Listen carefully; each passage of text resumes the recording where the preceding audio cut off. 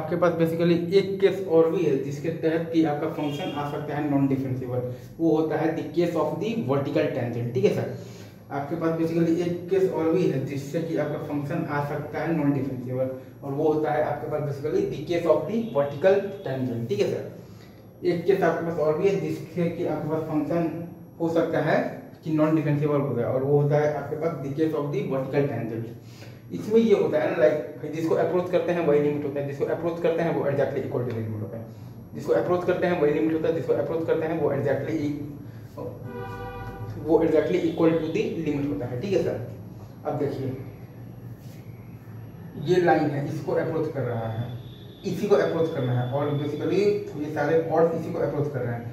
मतलब कि आपका लिमिट बेसिकली तो क्या है, तो यही लाइन है। ठीक है ना सर, अब देखिए ये सारे कॉर्ड्स जो हैं आपके पास, ये सारे जो कॉर्ड्स हैं वो आपको बेसिकली अप्रोच कर रहे हैं लाइन ए बी को। ठीक है सर, मतलब कि इन कॉर्ड्स का स्लोप जो है वो अप्रोच कर रहा है लाइन ए बी के स्लोप को, मतलब कि इन कॉर्ड्स के स्लोप का लिमिटिंग वैल्यू जो है वो लाइन ए बी के स्लोप के इक्वल है। मतलब कि इस फंक्शन का आर एफ टी जो है वो लाइन ए बी के स्लोप के इक्वल है, मतलब कि जो कि आपका क्या है प्लस इन्फिनिटी, मतलब कि R F T does not exist. वैसे ही आप एल में भी आएगा तो ये लाइन है, इसी को अप्रोच करना है, और सब बेसिकली इसी को अप्रोच कर भी रहा है, मतलब कि आपका लिमिट बेसिकली तो यही लाइन है। ठीक है सर, अब देखिए अब आपके पास ये आता है कि ये सारे कॉर्ड्स जो हैं वो लाइन एसी को अप्रोच कर रहा है, मतलब कि इन कॉर्ड्स का स्लोप जो है वो लाइन एसी के स्लोप को अप्रोच कर रहा है, मतलब कि इन कॉर्ड्स के स्लोप का लिमिटिंग वैल्यू जो है वो लाइन एसी के स्लोप के बराबर है। मतलब कि इस फंक्शन का जो एलएचडी है वो आपका लाइन एसी के स्लोप के बराबर है, जो कि आपके पास अगेन प्लस इन्फिनिटी है, मतलब कि एलएचडी डज नॉट एग्जिस्ट। अब अगर हम लोग आरएचडी में बात करें या एलएचडी में बात करें, आरएचडी में ही बात करते हैं लाइक आपको समझाने के लिए, दोनों इक्वालिटी है। तो आरएचडी में बात करेंगे तो limit F tends to 0 plus F A, मतलब कि F A plus H minus F A और बाई एच होता है। ठीक है, तो नीचे वाला टर्म एच तो 0 को जा रहा है। अब ये जो ऊपर वाला जो टर्म है ना, उसकी अगर हम लोग बात करें तो हमारे पास ये दिया हुआ है like limit F tends to 0 plus F A plus H बराबर एफ ए है। हमारे पास दिया हुआ है limit F tends to 0 plus F A plus H बराबर एफ ए है, मतलब कि एफ ए तो को ही अप्रोच करना है।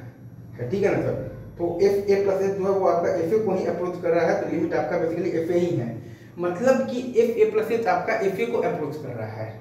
ठीक है sir, F A plus H आपका एफ ए को अप्रोच कर रहा है, मतलब कि F A plus H minus F ए आपका बेसिकली 0 को अप्रोच कर रहा है, और एच तो 0 को अप्रोच कर ही रहा है, मतलब कि ये फॉर्म आपका 0/0 का फॉर्म है। आप समझ रहे हैं सर, अगेन आपके पास ये दिया हुआ है limit F tends to 0 plus F A plus H बराबर एफ ए दिया हुआ है। ठीक है सर, अब इसका ये मतलब है कि एफ ए है पॉइंट इसी को अप्रोच करना है, और बेसिकली एफ जो आपके पास जो ए प्लस एच है वो बेसिकली एफ ए को ही अप्रोच कर रहा है, तो लिमिट आपका बेसिकली एफ ए ही है।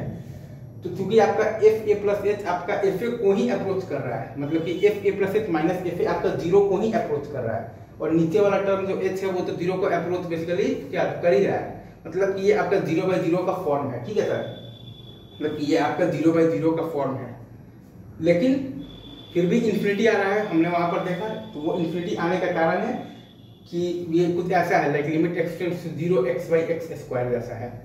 तो एक बार आप जब लॉपिटल्स रूल, या 2 बार या 3 बार आप जब लॉपिटल्स रूल आप जब लगाएंगे ना, तब आपके पास बेसिकली वो मतलब कि इन्फिनिटी 1/0 2/0 या 3/0 जैसे बनेगा, लेकिन अभी शुरू में ये 0/0 का ही फॉर्म है। ऐसा है like limit X tends to 0 x by x square, ऊपर वाला भी 0 को जा रहा है, नीचे वाला भी 0 को जा रहा है, लेकिन नीचे वाला ज्यादा तेजी से 0 हो जा रहा है। तो ओवरऑल आंसर तो इन्फिनिटी मतलब कि लिमिट डज नॉट एग्जिस्ट ही आएगा, लेकिन हाँ यहाँ पर 0/0 का फॉर्म बनेगा, ये आपको याद रखना है। थैंक यू वेरी मच दोस्तों, लव यू गाइज।